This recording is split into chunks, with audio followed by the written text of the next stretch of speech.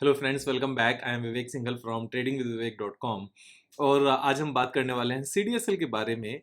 CDSL actual में एक अच्छी खासी रैली दिखा रहा है काफ़ी टाइम से, और इसको लेकर हमने कई बार वीडियो भी बनाई है। अगर हम यूट्यूब पर जाकर सर्च करें सीडीएसएल विवेक सिंघल, तो यहाँ पर एक वीडियो निकल कर आती है 1 मंथ पहले, और सेकेंड 4 मंथ्स पहले। अगर हम इन दोनों वीडियो के ही डिटेल में जाएं तो 1 मंथ पहले जो वीडियो बनाई थी that was made on September 10th।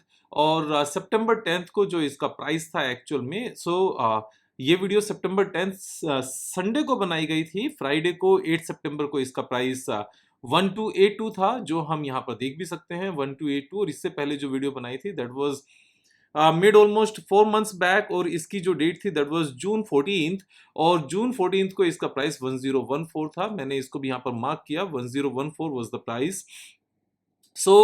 ये जो अब इस तरीके से अगर हम जो पहले वीडियो बनाई थी 4 मंथ्स पहले, और तब से अब तक का अगर हम एक बार आज तक का अभी ग्रोथ देखने लगे, सो 137 डेज में 41% का यहाँ पर ग्रोथ आया है।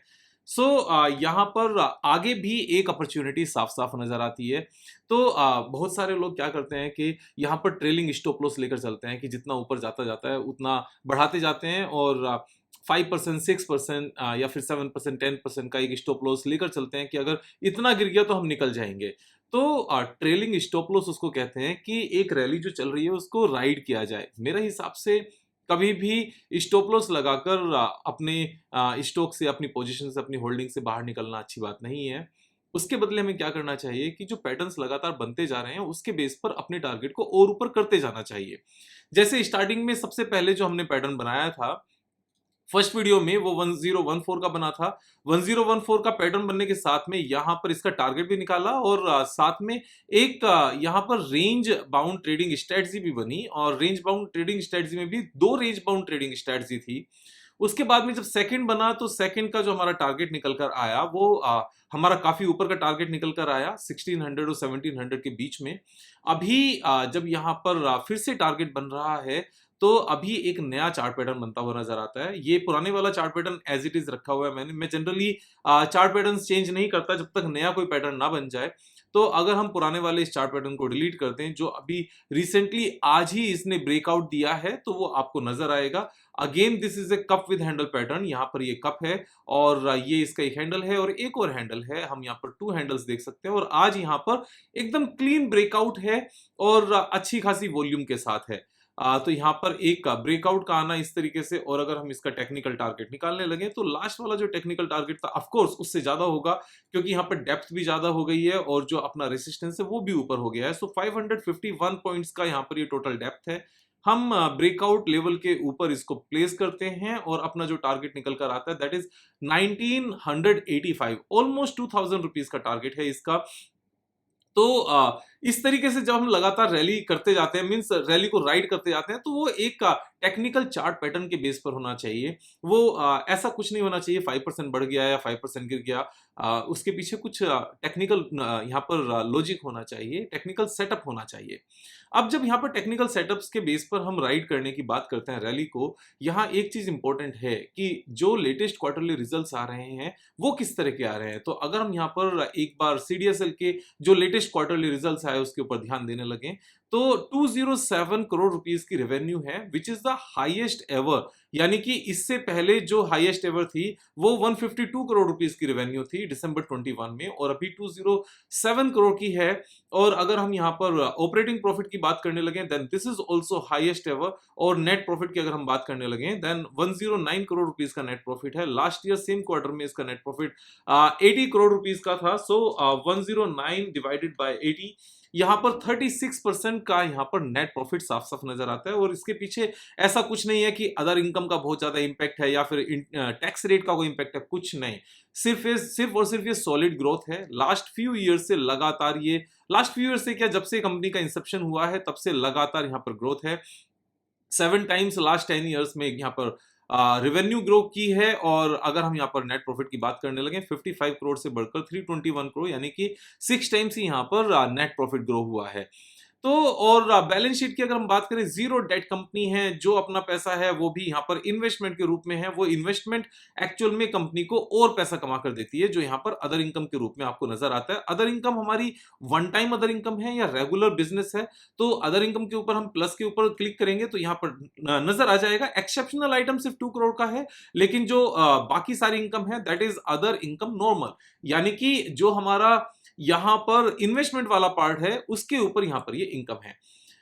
जब भी हम इस तरह की बातें करें तो स्टॉक एनालिसिस में हमें टेक्निकल भी समझना चाहिए, हमें फाइनेंशियल्स भी समझने चाहिए और यहाँ पर हमें बिजनेस भी समझना चाहिए। तो फाइनेंशियल्स हमने देख लिए हाईएस्ट एवर है, हमने बैलेंस शीट देख ली बेस्ट है, यहाँ पर टेक्निकल देख लिया कि लगातार न्यू सेटअप्स बनते जा रहे हैं, पुराना टारगेट अचीव होने से पहले एक और सेटअप बन जाता है जिसके बेस पर हम फर्दर राइड यहाँ पर ले सकते हैं, फर्दर रैली यहाँ पर ले सकते हैं।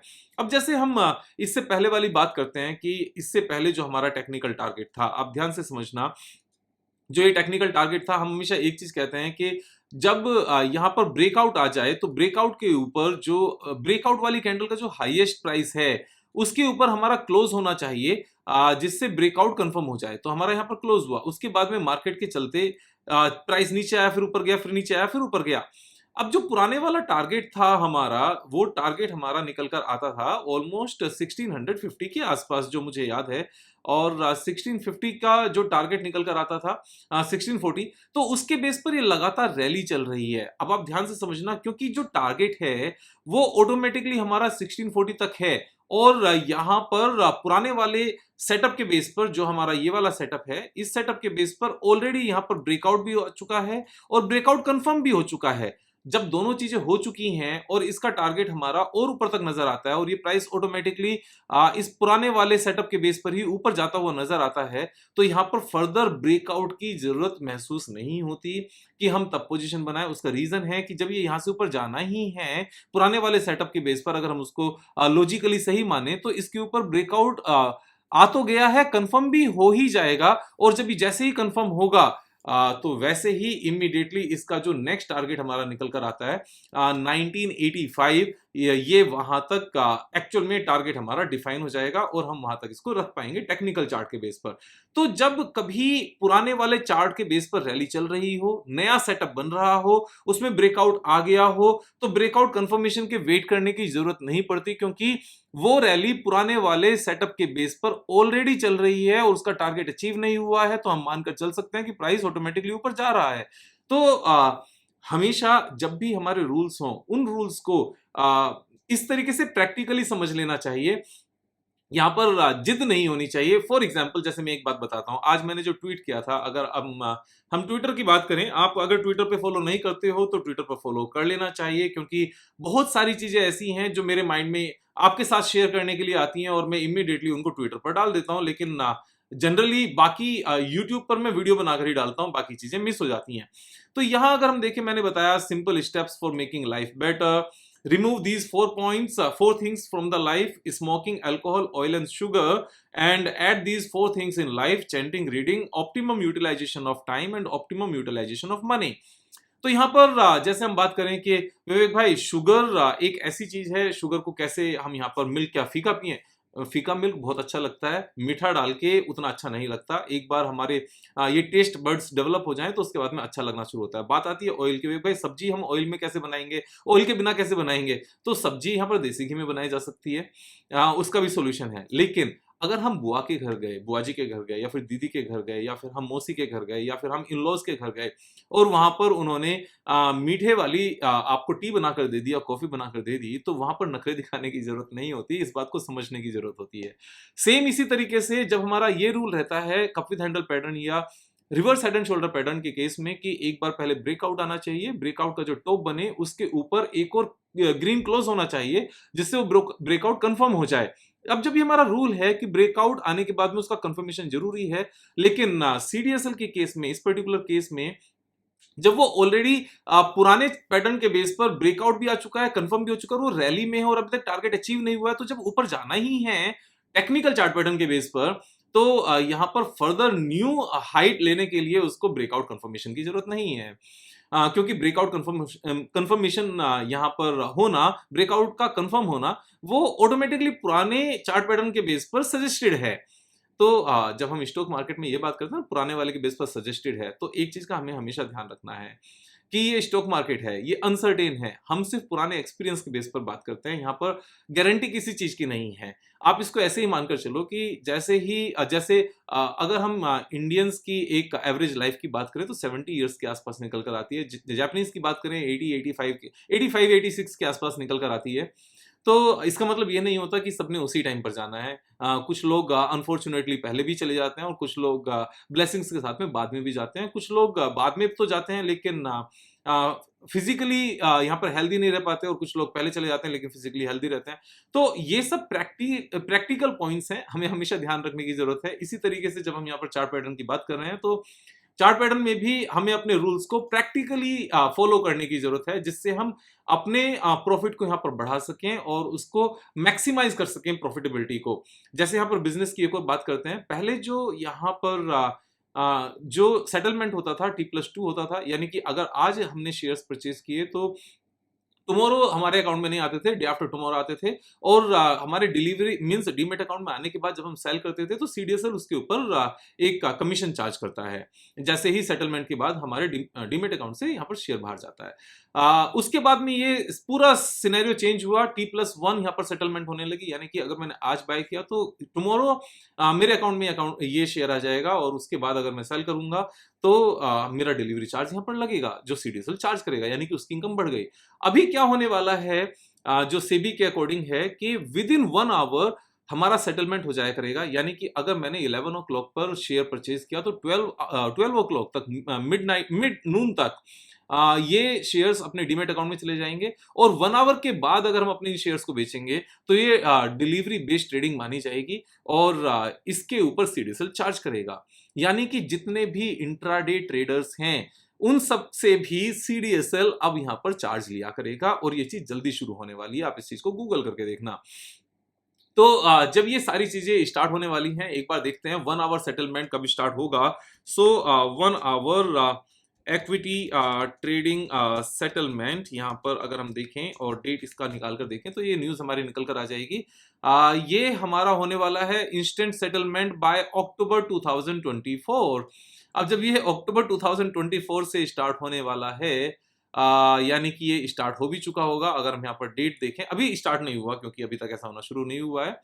सो सेटलमेंट यहाँ पर देखें तो इसकी डेट यहाँ पर सजेस्टेड नहीं है अभी, और ये यहाँ पर क्यों कह रहा है इस तरीके से, क्या चाहता है क्या। ओके, नीचे से subscribe now free trial no nothing. So ये भी इनका बिजनेस लाइन चाहते हैं कि हम इनके वेबसाइट पर ना जाएं और इनके ऊपर इनको ट्रैफिक ना मिले, उसके बाद कहेंगे कि ट्रैफिक नहीं आ रहा है। तो अपने आप को अगर इतना आप अनएक्सेसिबल बना दोगे तो कैसे ट्रैफिक आएगा।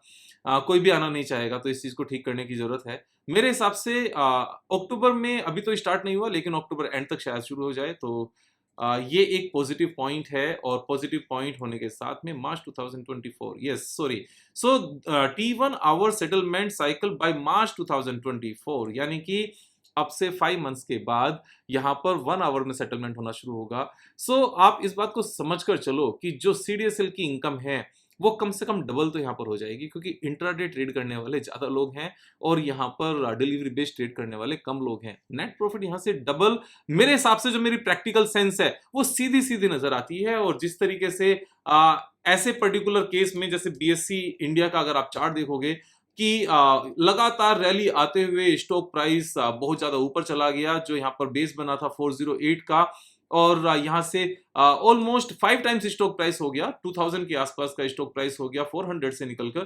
अगर इस तरह की रैली आ जाए तो मीन्स ये खुशकिस्मती है। मैं उतनी ज्यादा एक्सपेक्ट नहीं कर रहा हूं, मैं तो सिंपली ये देख रहा हूं कि अगर नेट प्रॉफिट यहाँ पर इंटरडे सेटलमेंट की वजह से अगर डबल होता है तो यहाँ पर स्टॉक प्राइस भी डबल हो जाना चाहिए। ये प्रैक्टिकल सेंस कहती है। प्रैक्टिकल सेंस और एक्सपीरियंस के बेस पर ट्रेडिंग करने से हमारी कन्विक्शन बनती है और यहाँ पर अपने पोजीशन को होल्ड कर पाते हैं। और लोगों की जो फालतू की बातें हैं, जो इमेच्योर बातें हैं, नोविस ट्रेडर्स की जो बातें हैं, जो इग्नोरेंस की वजह से वो करते हैं स्टॉप लॉस वाली, हम उनसे बच पाते हैं। और स्टॉक प्राइस के नीचे आने से जो ओवरऑल मार्केट कंडीशंस की वजह से जनरली होता है, और अपने स्टॉक को हम स्टॉप लॉस लगाकर नहीं निकालते और कन्विक्शन के साथ उसको होल्ड कर पाते हैं अच्छे गेन के लिए। कभी भी सिर्फ बिजनेस को यूज नहीं करना चाहिए ट्रेड लेने में, सिर्फ और सिर्फ फाइनेंशियल्स को नहीं करना चाहिए, सिर्फ और सिर्फ टेक्निकल को नहीं करना चाहिए, इन तीनों चीजों को यूज करना चाहिए। और साथ में जो एक पुरानी कहावत है कि मीन्स लकीर का फकीर नहीं होना, यानी कि थियरी को एज इट इज यूज नहीं करना, उसको प्रैक्टिकल सेंस में यूज करना चाहिए। जैसे मैंने यहाँ पर एग्जांपल दिए कि किस तरह से हम रैली को राइड कर सकते हैं, एक पैटर्न से दूसरे पैटर्न पर, दूसरे पैटर्न से तीसरे पैटर्न पर, और प्रॉफिट बुक के बिना हम हायर टारगेट्स यहाँ पर अपने सेट कर सकते हैं बिना पोजीशन से निकले। तो मैं अपना एक्सपीरियंस आप सबके साथ में शेयर करते रहूंगा। ये मुझे अपना धर्म महसूस होता है बीइंग हिंदुस्तानी भारतवासी होने से। और आप भी सीखते रहिए, दोस्तों के साथ शेयर करते रहिए, सब्सक्राइब करना है, सब्सक्राइब कराना है। कल फिर मिलेंगे एक नए वीडियो के साथ, तब तक जय हिंद, जय भारत।